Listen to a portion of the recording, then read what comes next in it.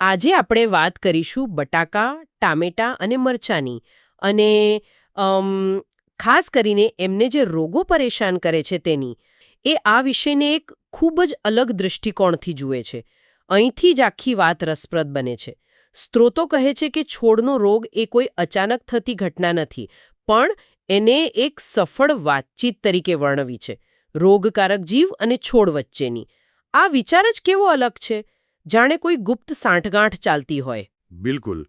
અને આ સફળ વાતચીત થવા માટે મતલબ કે સાંઠગાંઠ માટે 3 વસ્તુઓ એકસાથે આવવી બહુ જરૂરી છે. નિષ્ણાતો આને રોગ ત્રિકોણ પણ કહે છે. રોગ ત્રિકોણ? હા, એનો પહેલો ખૂણો છે રોગકારક જીવ, એટલે કે આપણો વિલન, ફૂગ, બેક્ટેરિયા કે વાયરસ. બરાબર. બીજો ખૂણો છે સંવેદનશીલ યજમાન, એટલે કે આપણો છોડ જે બીમાર પડી શકે. અને ત્રીજો, જે કદાચ સૌથી મહત્વનો છે, એ છે અનુકૂળ વાતાવરણ. અનુકૂળ વાતાવરણ એટલે કે ભેજ, તાપમાન એ બધું. એકદમ. એ વાતાવરણ જ આ બંનેને મળવા માટે યોગ્ય માહોલ બનાવે છે. તો પેલી વાતચીત શરૂ જ ન થઈ શકે. બરોબર પકડ્યું. એ શરૂ જ ન થાય. અને આ બધા દુશ્મનોની લડવાની રીત પણ અલગ છે, ખબર છે? ફૂગ તો જમીનમાં વર્ષો સુધી છુપાઈને રહી શકે છે, બસ યોગ્ય સમયની રાહ જોતી. ખરેખર? હા. જ્યારે વાયરસ, એ તો કોઈ કીટકની મદદ વગર એક છોડથી બીજા છોડ સુધી જઈ જ નથી શકતો. તો આ રોગજનકો ફેલાય છે કેવી રીતે? મતલબ સ્ત્રોત કહે છે કે જમીન, બીજ, હવા, પાણી. હા. અને તમે કીટકોની વાત કરી, એ તો ભૂલવા જ ના જોઈએ. સાચી વાત છે.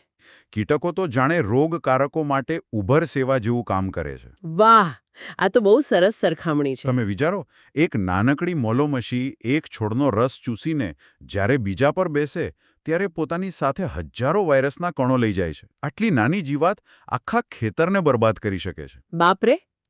એટલે જ આ નિયંત્રણ આટલું જટિલ છે. બિલકુલ. આપણે ખાલી છોડ પર નહીં, પણ તેની આસપાસની આખી ઇકોસિસ્ટમ પર ધ્યાન આપવું પડે છે. એટલે ખેડૂતે માત્ર રોગ પર જ નહીં, પણ રોગના આ ડ્રાઈવરો પર પણ નજર રાખવી પડે. અને આ અલગ અલગ વાતચીતના પરિણામો પણ છોડ પર અલગ દેખાતા હશે, બરાબર ને? સ્ત્રોતોમાં એન્થ્રેક્નોઝ, બ્લાઇટ, લીફ કર્લ જેવા કેટલાક નામો છે. હા, અને દરેક નામ એ વાતચીતનું એક અલગ પરિણામ બતાવે છે. જેમ કે બ્લાઇટ, જેને આપણે પાનનો સુકારો કહીએ છીએ. હા, સાંભળ્યું છે. એમાં ફૂગ એટલી ઝડપથી ફેલાય છે કે જાણે પાંદડા પર કોઈએ આગ લગાડી દીધી હોય. બીજી બાજુ મોઝેઇક વાયરસ છે, જે પાંદડા ઉપર પીળા લીલા ધાબાની એવી ડિઝાઇન બનાવે કે જાણે કોઈ કલાકારે ટાઇલ્સ ગોઠવી હોય. એટલે દરેક રોગકારકનો વાત કરવાનો તરીકો અલગ છે. એકદમ. અને આ નામો પણ જાણે આખી વાર્તા કહી દે છે. જેમ કે લીફ કર્લ. નામ પરથી જ લાગે છે કે પાંદડા રીતસરના વળી જતા હશે, જાણે છોડ પીડામાં હોય. હા, અને ફ્રૂટ રોટમાં ફળ પર કાળા ડાઘ પડીને સડવા લાગે છે. આ નામો આપણને રોગને ઓળખવામાં મદદ કરે છે. એટલે આ આખી ચર્ચાનો સાર શું છે? એ જ કે છોડના રોગોનું સંચાલન એટલે ખાલી ઝેરી દવા છાંટવી એટલું જ નથી. બરાબર. એ વાસ્તવમાં પેલી સફળ વાતચીતને તોડવા વિશે છે. રોગજનક, યજમાન અને વાતાવરણ વચ્ચેની. આ માટે જમીનની તંદુરસ્તી, સારા બીજની પસંદગી, કીટકોનું નિયંત્રણ, આ બધા પાસાઓ પર એકસાથે કામ કરવું પડે છે. આ સમજણ તો આખો દૃષ્ટિકોણ જ બદલી નાખે છે. મતલબ હવે એ ખાલી એક બીમાર છોડ નથી, પણ એક આખી ઇકોસિસ્ટમ છે જેણે તેને બીમાર પડવા દીધો. સાચી વાત. એ બીમારી તો એ સિસ્ટમની નિષ્ફળતાનું એક લક્ષણ માત્ર છે. ચાલો આજે આપણે ટામેટા, મરચાં અને રીંગણ જેવા પાકો પર થોડું ધ્યાન કેન્દ્રિત કરીએ. અને એવું લાગે છે કે આ પાકોને 2 મુખ્ય ફૂગના રોગોથી મોટો ખતરો છે. એ સમજવાનો છે કે આ 2 દુશ્મનો કોણ છે અને એટલે ખેડૂતો તેમનો સામનો કેવી રીતે કરી શકે. બિલકુલ. અને આમાં રસપ્રદ વાત એ છે કે આ બંને દુશ્મનોની કાર્યપદ્ધતિ તદ્દન અલગ છે. એક જમીનમાંથી હુમલો કરે છે તો બીજો હવામાંથી. આ તફાવતને સમજવો એ જ એમ કહી શકાય કે તેમના વ્યવસ્થાપન માટેની ચાવી છે. સારું, તો ચાલો જમીનથી જ શરૂઆત કરીએ. પહેલો રોગ છે ડમ્પિંગ ઓફ.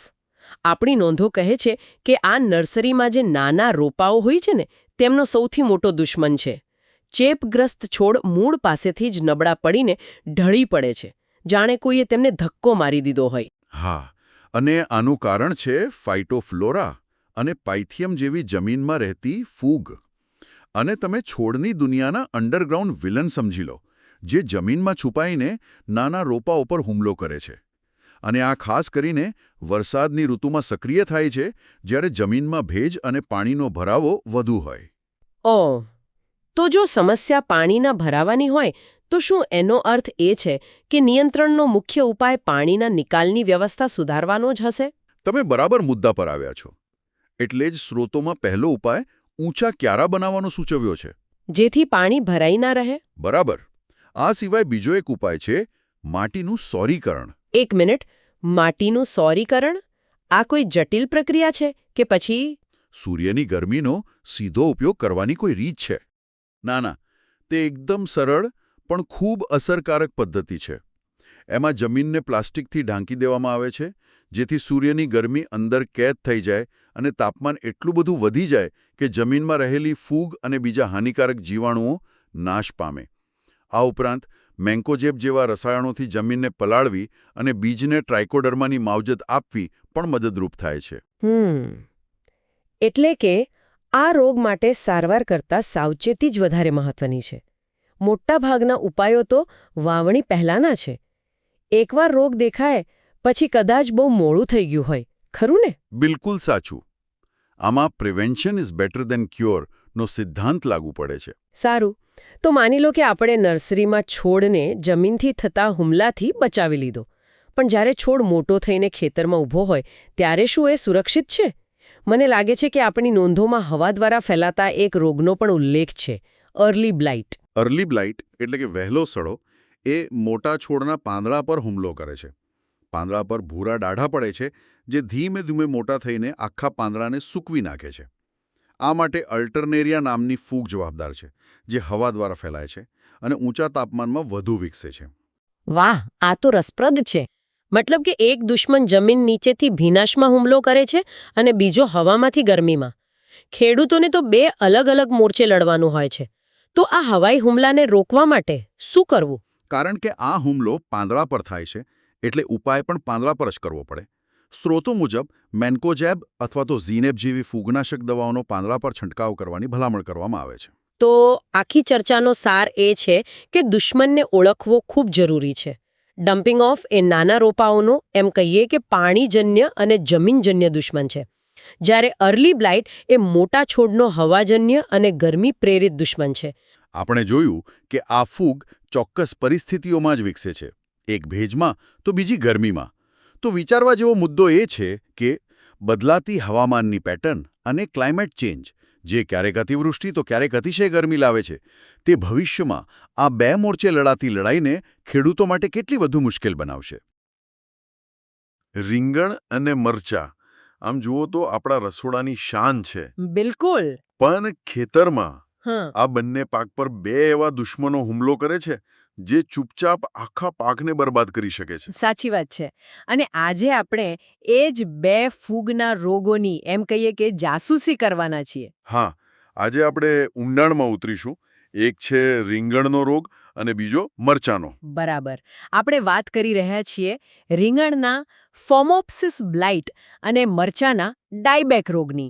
આપણે એના લક્ષણો, એના કારણો અને હા, સૌથી અગત્યનું એનાથી બચવાના ઉપાયો બધું જ સમજીશું. તો ચાલો આપણે પહેલા રીંગણના કેસથી જ શરૂઆત કરીએ. હા. આ ફોમોપ્સિસ બ્લાઇટ જે છે એને ઓળખવો કઈ રીતે? કોઈ ખાસ નિશાની હોય એની? હા, હોય છે.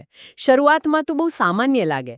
છોડના જે નીચેના પાંદડા હોય ને, એના પર એકદમ સ્પષ્ટ દેખાય એવા ગોળ ગોળ આછા કથ્થઈ રંગના ટપકા દેખાવા માંડે. ઓકે, એટલે પાંદડા પર નાના ધબ્બા. હા, પણ ખરી સમસ્યા ત્યારે શરૂ થાય છે જ્યારે આ ટપકા ફળ પર પહોંચે. ત્યાં એ મોટા થઈને મતલબ કે આખા ફળને સડાવી નાખે છે. ઓહો. આ બધું ફોમોપ્સિસ વેકિન્સેન્સ નામની એક ફૂગ કરે છે. મતલબ કે જે શરૂઆતમાં નાનું લાગે છે એ પાછળથી આખા પાકને નુકસાન પહોંચાડી શકે છે. તો આને રોકવા માટે શરૂઆત ક્યાંથી કરવી? શરૂઆત ખબર છે, ખેતરમાં નહીં પણ બીજ ખરીદતી વખતે જ કરવી પડે. બીજ ખરીદતી વખતે? હા, રોગ વગરના શુદ્ધ બીજ વાપરવા એ પહેલું અને સૌથી અગત્યનું પગલું છે. અને વાવતા પહેલા બીજને કાર્બેન્ડાઝિમ દવાની માવજત આપવી ખૂબ જ જરૂરી છે. કાર્બેન્ડાઝિમ? આ નામ તો ઘણીવાર સાંભળવા મળે છે. એવું તો શું ખાસ છે આ દવામાં? સારો સવાલ છે. જુઓ, આ એક પ્રણાલીગત એટલે કે સિસ્ટમિક ફૂગનાશક છે. પ્રણાલીગત એનો શું અર્થ? એનો અર્થ એ કે દવા ખાલી બીજની ઉપર ચોંટતી નથી, પણ જ્યારે છોડ ઉગે ને ત્યારે એની અંદર ફેલાઈ જાય છે અને આખા છોડને અંદરથી રક્ષણ આપે છે. વાહ, મતલબ એક પ્રકારની વેક્સિન જેવું કામ કરે છે છોડ માટે. બિલકુલ, તમે એકદમ સાચો શબ્દ વાપર્યો, વેક્સિન જેવું જ. સરસ. પણ માની લો કે આટલી સાવચેતી રાખી અને છતાં ખેતરમાં રોગ દેખાયો તો પછી તરત જ પગલાં લેવા પડે. જે પાન, ડાળી કે ફળ પર રોગ દેખાય એને તોડીને તરત જ બાળી નાખવા. એને દૂર જ કરી દેવા. હા, જરા પણ રાહ જોયા વગર. અને પછી કાર્બેન્ડાઝેમ અને મેન્કોઝેબના મિશ્રણનો છંટકાવ કરવો. આ બે દવાઓનું મિશ્રણ કેમ? કારણ કે આ એક સ્માર્ટ ચાલ છે. એમ સમજો કે એક દવા દુશ્મન પર સામેથી હુમલો કરે છે અને બીજી પાછળથી. આ બેવડી મારથી ફૂગને બચવાની કોઈ તક જ નથી મળતી. બરાબર. તો રીંગણ માટે સ્પષ્ટ છે કે શરૂઆતથી જ સાવધાની, ખાસ કરીને બીજની પસંદગીમાં. આ જ વાત શું મરચાને પણ લાગુ પડે? ચાલો હવે મરચાની એક મોટી સમસ્યા ડાયબેક પર આવીએ. આ ડાયબેક નામ જ થોડું વિચિત્ર છે. હા, એના નામમાં જ એની ઓળખ છુપાયેલી છે. મતલબ છોડ ઉપરથી નીચે સુકાય. આવું કેમ બને? બરાબર, એ જ. સામાન્ય રીતે શું થાય? છોડ મૂળમાંથી બગડે તો નીચેથી ઉપર સુકાય. ખરું. પણ અહીં બધું ઉલટું થાય છે. છોડની જે કુમળી ડાળીઓ હોય એ ટોચ પરથી સુકાવાનું શરૂ કરે અને ધીમે ધીમે સુકારો નીચે ઉતરે છે, જાણે છોડ પાછળની તરફ મરી રહ્યો હોય. એટલે જ એનું નામ ડાયબેક છે. હા, તો ખરેખર ચિંતાજનક કહેવાય. આની પાછળ કઈ ફૂગ જવાબદાર છે? આની પાછળ કોલોટોટ્રિયમ કેપ્સિસી નામની ફૂગ છે. પણ એના નામ કરતાં એની કામ કરવાની રીત વધુ ખતરનાક છે. કેવી રીતે? એ એકદમ છુપાઈને હુમલો કરે છે. બીજની અંદર જ એ સૂઈ રહે છે અને જેવું એને અનુકૂળ વાતાવરણ મળે કે તરત જ છોડ પર હાવી થઈ જાય છે. અને એટલું જ નહીં, તે હવા દ્વારા પણ ફેલાય છે. ઓહ, હવા દ્વારા પણ? હા, મેં એક ખેતરમાં જોયું હતું. ત્યાં ડાયબેકના કારણે આખી વાડી એવી લાગતી હતી જાણે કોઈએ ઉપરથી આગ લગાડી દીધી હોય. બધી ટોચો બળી ગઈ હોય એવી. તો અહીં પણ મુખ્ય બચાવ પેલી બીજની શુદ્ધતા જ છે, ખરું ને? બિલકુલ, રીંગણની જેમ જ. રોગમુક્ત બીજ અને કાર્બેન્ડાઝિમથી બીજની સારવાર એ અહીં પણ પાયાનો નિયમ છે. અને રોગવાળા ભાગોને બાળી નાખવા પણ એટલા જ જરૂરી છે. અને છંટકાવ માટે એ જ દવાઓ? ના, અહીં થોડો ફેર છે. છંટકાવ માટે અહીં ક્લોરોથેલિન કે પ્રોપિનેપ જેવી દવાઓ વધુ અસરકારક સાબિત થઈ છે. કહેવાય ને કે દરેક દુશ્મન માટે અલગ હથિયાર હોય છે. સાચી વાત છે. તો આખી ચર્ચા પરથી એક વાત તો સ્પષ્ટ થાય છે. ભલે રોગ રીંગણનો હોય કે મરચાનો, લડાઈ ખાલી રાસાયણિક છંટકાવથી નથી જીતાતી. ના, બિલકુલ નહીં. પણ સાવચેતી અને સ્વચ્છતાથી વધુ જીતી શકાય છે. એટલે કે નિવારણ એ ઉપચાર કરતાં હંમેશા બહેતર છે. તમે એકદમ મુદ્દાની વાત કરી. આપણે હંમેશા રોગ થયા પછી શું કરવું એના ઉપાયો પર વધુ ધ્યાન આપીએ છીએ. પણ આ બંને કિસ્સામાં આપણે શું જોયું? કે અસલી લડાઈ તો વાવણી પહેલા જ શરૂ થઈ જાય છે. બરાબર, બીજની પસંદગીથી. ચાલો, આપણે એક ખેડૂતની જેમ વિચારીએ. તમે તમારા ખેતરમાં જાઓ અને અચાનક ટામેટાનો એક છોડ આમ નમી ગયેલો જુઓ. આ અચાનક થયેલો હુમલો છે કે પછી કોઈ ધીમું ઝેર? કારણ કે જવાબ ઉપર જ બધો આધાર છે. આજની આપણી ચર્ચાનો વિષય છે સોલેનેસી પાકોમાં જોવા મળતા સુકારાના રોગો. સોલેનેસી એટલે ટમેટા, મરચાં, રીંગણ, બટાટા એ બધા પાકોનો પરિવાર. એ બે મુખ્ય ગુનેગારો તરફ ઇશારો કરે છે. એક છે બેક્ટેરિયાથી થતો સુકારો અને બીજો પેલો ફૂગથી થતો સુકારો. તો ચાલો પહેલા અચાનક હુમલાની વાત કરીએ. બેક્ટેરિયલ વિલ્ટ. આપણા સોર્સ કહે છે કે આમાં છોડ પીળો પડ્યા વગર સીધો જ સુકાઈ જાય છે. આ તો આમ જાણે છોડ માટે હાર્ટ એટેક જેવું થયું. આટલું ઝડપી કેમ હોય? બરાબર, એ જ શબ્દ છે, હાર્ટ એટેક. આનું કારણ છે રેલ્સ્ટોનિયા સોલિનોસિયરમ નામના બેક્ટેરિયા. એ શું કરે કે છોડની જે પાણી વહન કરતી નળીઓ હોય ને એમાં એટલી ઝડપથી ફેલાઈ જાય છે કે આખી સિસ્ટમ જ બ્લોક કરી દે. ઓહ, એટલે પાણી ઉપર પહોંચતું જ બંધ થઈ જાય. બિલકુલ. પાણી મળતું બંધ થાય એટલે છોડ અચાનક આમ પડી જાય. તો પછી ખેતરમાં આ હાર્ટ એટેકનું કારણ બેક્ટેરિયા જ છે એની ખાતરી કઈ રીતે કરવી? કોઈ રીત છે?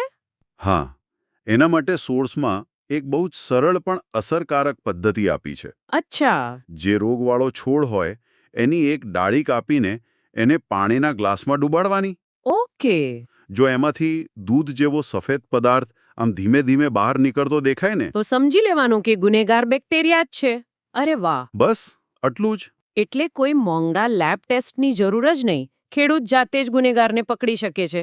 તો પછી આવા અચાનક હુમલાથી બચવા શું કરી શકાય? જુઓ, સૌથી પહેલાં તો નિવારણ જ આવે, જેમ કે રોગ પ્રતિરોધક જાતો વાવવી. અને બીજી આમ બહુ જ મહત્વની વાત છે, લાંબા ગાળા માટે પાકની ફેરબદલી કરવી. પાકની ફેરબદલીની વાત રસપ્રદ છે. એનો અર્થ એમ થયો કે આ બેક્ટેરિયા જમીનમાં જ રહે છે અને એટલે કે પોતાના મનપસંદ પાકની રાહ જોએ છે. એકદમ સાચું. જો એ પાક ન મળે તો એ નબળા પડી જાય છે. તમે એ જમીનમાં ધાન્ય પાકો કે બીજા કોઈ પાક વાવો તો બેક્ટેરિયાને ખોરાક નથી મળતો અને એમની સંખ્યા ઘટી જાય છે. સમજી ગઈ. અને ધારો કે રોગ આવી જ ગયો હોય તો રોપણી પહેલા ધરુના મૂળને સ્ટ્રેપ્ટોસાયક્લિનના દ્રાવણમાં અડધો કલાક બોળી રાખવાની ભલામણ છે. સ્ટ્રેપ્ટોસાયક્લિન આ તો એ જ પ્રકારની એન્ટીબાયોટિક છે જેનો ઉપયોગ આપણે માણસો માટે પણ કરીએ છીએ, બરાબર? હા, બિલકુલ. એટલે કે આપણે છોડના બેક્ટેરિયલ ચેપ સામે લડી રહ્યા છીએ. એકદમ. આ એક એન્ટીબાયોટિક ટ્રીટમેન્ટ જ છે છોડ માટે. તો એ તો થઈ અચાનક હુમલાની વાત. પણ જો છોડ ધીમે ધીમે પીળો પડીને મરી રહ્યો હોય તો? મને લાગે છે કે આપણા સોર્સમાં જે બીજો રોગ છે ફ્યુઝેરિયમ વિલ્ટ, તેના લક્ષણો આવા જ કંઈક છે, ખરું ને? હા, ફ્યુઝેરિયમ વિલ્ટ એ ધીમું ઝેર છે અને આ ફૂગને કારણે થાય છે. જો બેક્ટેરિયલ વિલ્ટ છોડની પાણીની પાઇપલાઇનમાં ટ્રાફિક જામ કરવા જેવું છે, તો ફ્યુઝેરિયમ વિલ્ટ એ પાઇપલાઇનમાં ધીમે ધીમે કાટ લગાવવા જેવું છે.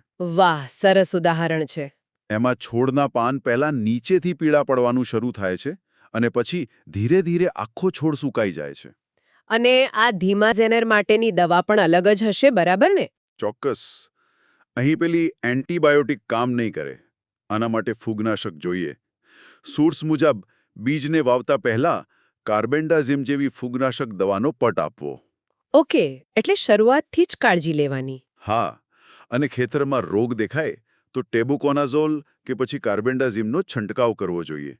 અને અહીં પણ પાકની ફેરબદલી તો એટલી જ જરૂરી છે. એટલે કે આખી રમત સાચી ઓળખ પર ટકેલી છે.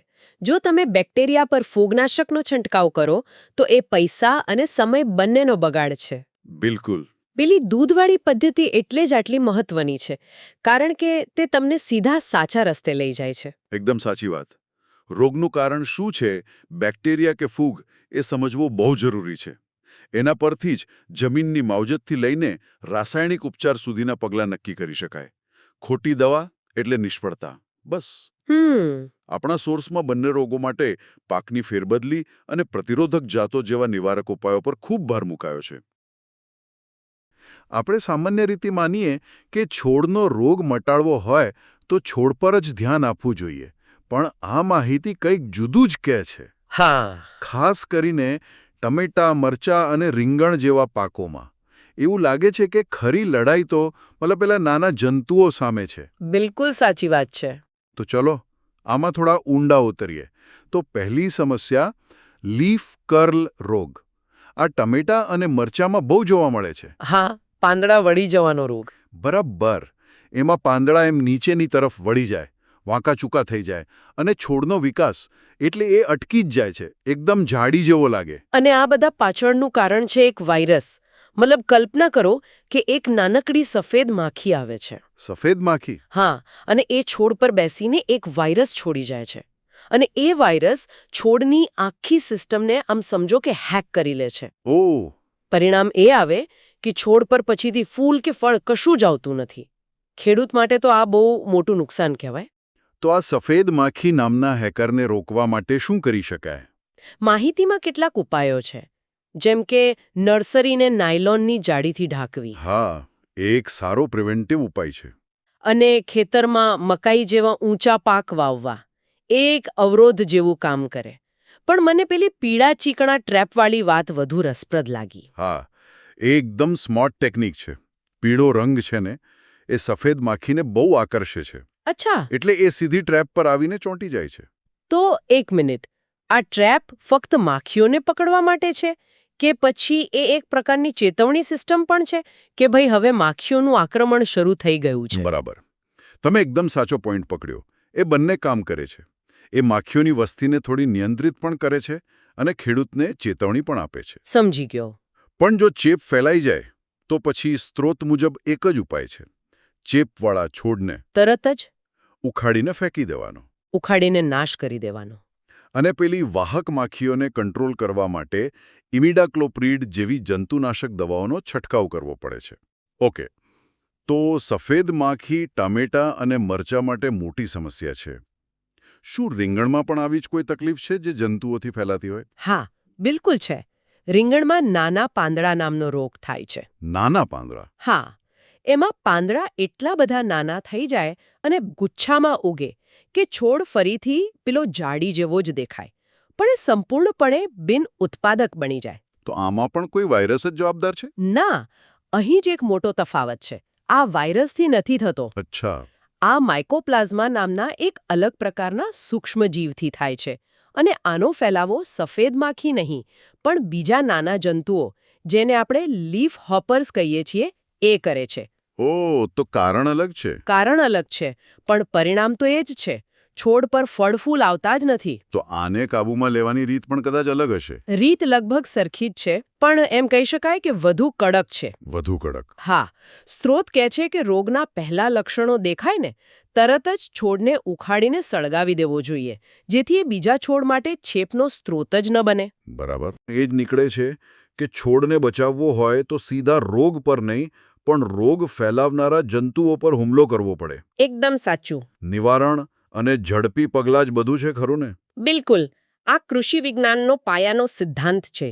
જ્યાં સુધી તમે રોગકારક એટલે કે પેથોજન, વાહક એટલે કે વેક્ટર અને યજમાન એટલે કે છોડ, આ ત્રણેય વચ્ચેની કડી, એ કડી તોડશો નહીં, ત્યાં સુધી રોગ ફેલાતો જ રહેશે.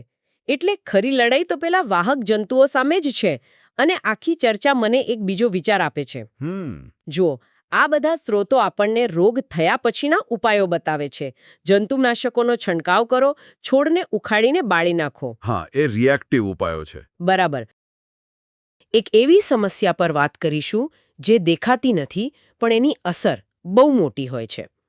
અને આપણો હેતુ એ સમજવાનો છે કે આ રૂટગાંઠ નિમેટોડ શું છે, તે છોડને કેવી રીતે નુકસાન પહોંચાડે છે, અને સૌથી અગત્યનું, એના નિયંત્રણ માટે શું ભલામણ કરવામાં આવી છે. તો ચાલો આને વિસ્તારથી સમજીએ. આ સમસ્યાનું મૂળ ક્યાં છે?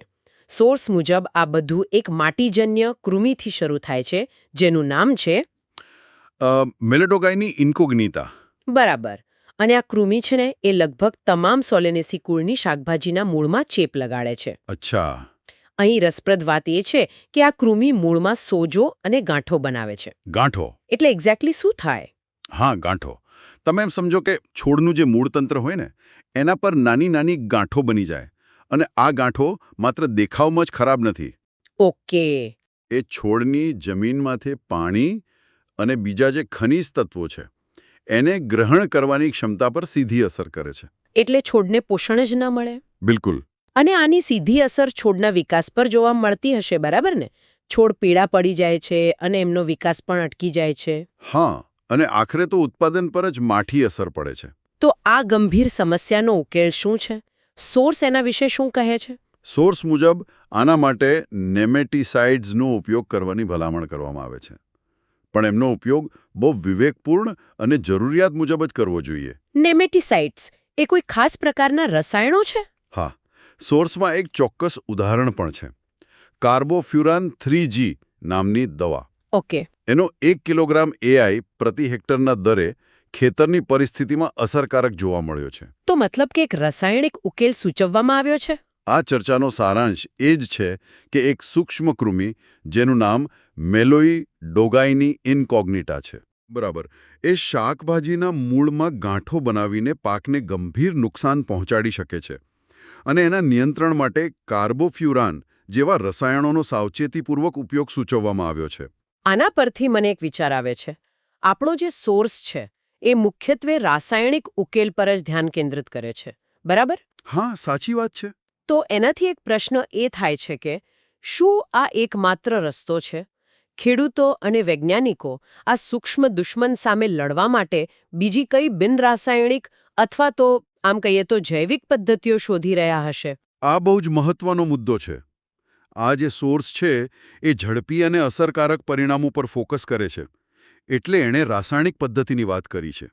પણ તમે જે કહ્યું એ એકદમ સાચું છે. અત્યારના સમયમાં વૈકલ્પિક પદ્ધતિઓ પર પણ ઘણું કામ થઈ રહ્યું છે. બરાબર. તો અંતે આ માત્ર એક કૃમિ અને એક દવાની વાત નથી. ના, બિલકુલ નહીં. આનો ઊંડો અર્થ એ છે કે કેવી રીતે એક નાનકડો જીવ જે આપણને દેખાતો પણ નથી એ આપણી આખી ખાદ્ય શૃંખલાને નુકસાન પહોંચાડી શકે છે. અને આપણને શક્તિશાળી રસાયણો પર નિર્ભર રહેવા મજબૂર કરે છે. સાચો. અને એ રસાયણોના પોતાના પણ કેટલાક પડકારો હોય છે.